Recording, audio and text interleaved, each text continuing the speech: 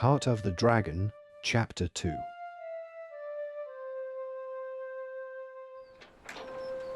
The windmill stood in the wind. Sunlight was bright on the ground outside the wagon, and lit the edges of the straw like pure golden fire. Wendell sat up, as much as he could, under the stranger's wagon, and watched carefully for a while. Nothing went past. Nobody saw him. He crawled out quickly and went along, down the scraggly dirt road that wandered into town like a confused snake. The well water felt cold and sharp in a stranger's bucket. A boy stared up at him from the water, ringed with the perfect blue sky. He was too old to be just a boy, and much too young to be a man. Dark chestnut locks fell on his face. The face looked back at him from the water every day. Once it had been so small. Today it was not, but the passage of time was so slow. Wendell did not remember when it had grown. But it was the same face. 10,000 smells and sounds of the market greeted Wendell as he huddled against the sharp morning wind. He always liked the marketplace in the morning. It was like all the great confusion swallowed him until he was just another part of the clamorous music. Squeaks of wheels and spinning wheels and water wheels. Filthy boots stomping past. Lumpy rolls, the last winter apple, a fresh scent of hay. The stench of the meatman's bloody sides. No one seemed to notice the short boy who dawdled around the baker's awning, hopping on one foot and fiddling his fingers behind his back playfully. Now he turned and leaned on the table, looking around, watching a bird that hopped on the roof, or the other children playing and squealing by the horse's water. He hopped up now and listened. "Coming, Mother!" He yelled obediently and ran off quickly, ducking between the people walking by. The baker looked up for a moment and smiled a little. He ran across the way between two low houses and kept going, one way and another. Now there were fewer people, and he slowed and walked down a desolate street, a bit dusty and with bits of straw strewn about. Two other boys lingered around, walking aimlessly. One was a bit taller and thin, with a yellow moppish head and a sad, bored expression, as if he had watched the butcher cut up lambs all morning. The other was just kind of ordinary, with sandy hair and a typical boyish look, always on the edge of mischief.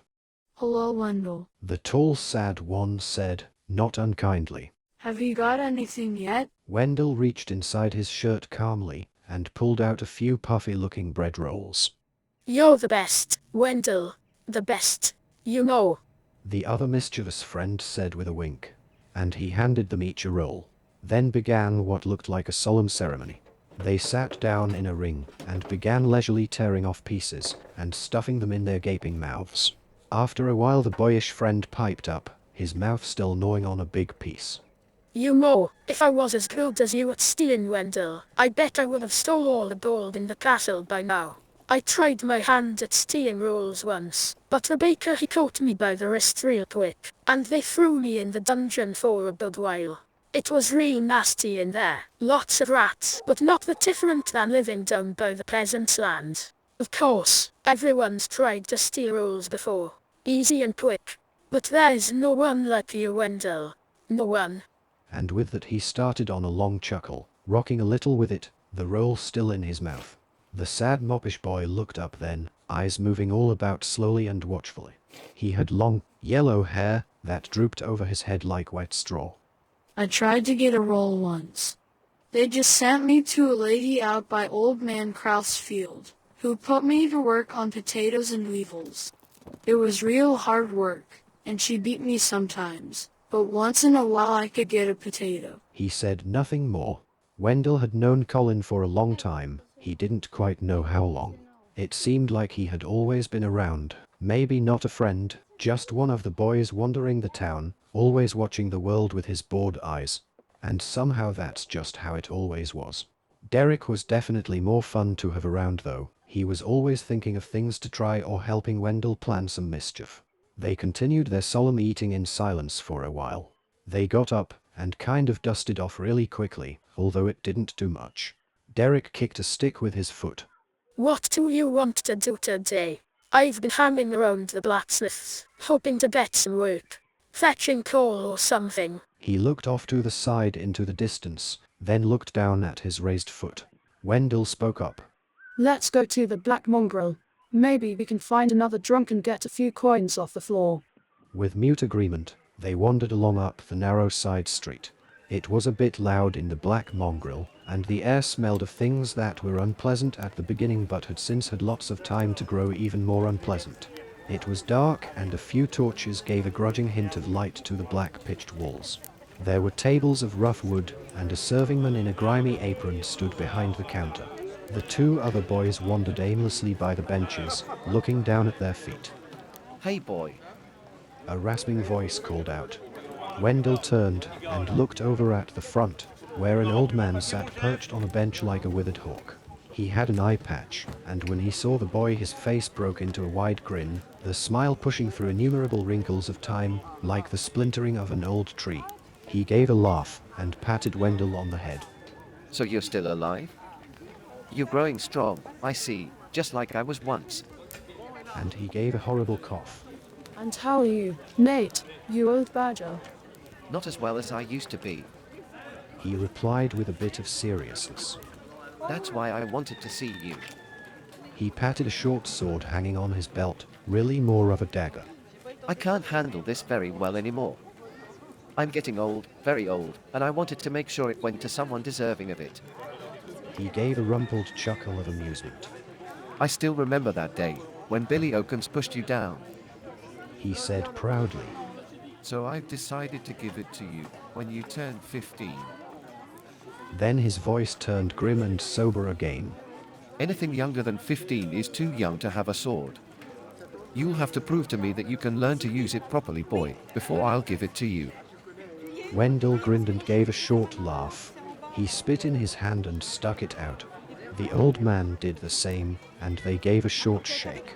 Then the old man reached in a dirty pouch and pulled out a brassy-looking coin. He pressed it in the boy's hand. Go get yourself a melon without thieving it for once, and leave an old man to his drink. With that, he laughed like an old crow and took a swig from his tankard. Wendell turned and went to look for the others. The people in the tavern sat at the tables, some drinking or laughing or singing. He soon saw them at the back, and went over to them. I got a copper. Colin said resignedly. Derek shrugged and said nothing.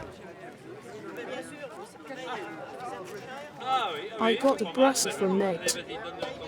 Wendell said. They stood around a bit, looking across the tables, then one by one began going to the door. A taller, older-looking boy stood by the entrance, his face bloated with a sour expression, chewing on a piece of wheat. Still scrounging for coppers in the vomit column? He spat out, and the sad boy just drooped along. Wendell went past, and briefly looked up at the older boy. They stared for a moment but said nothing, and then all three went out. I'm not afraid of you. The older boy called out from the doorway behind them. As they went down the street from the Black Mongrel, Wendell's memories took him back to a day he could never forget. The dust in the street had been thicker than the heat from the sun on that day. Long before, when he was a bit younger. Wendell remembered it. How hot the dirt was, not only on the ground but in the air and in his eyes. The memory itself was a picture scratched in the hot earth. Somewhere in his mind, baking with the fumes of the day. He didn't remember exactly how it started, or why. Billy Oakums had stared at him from across the street.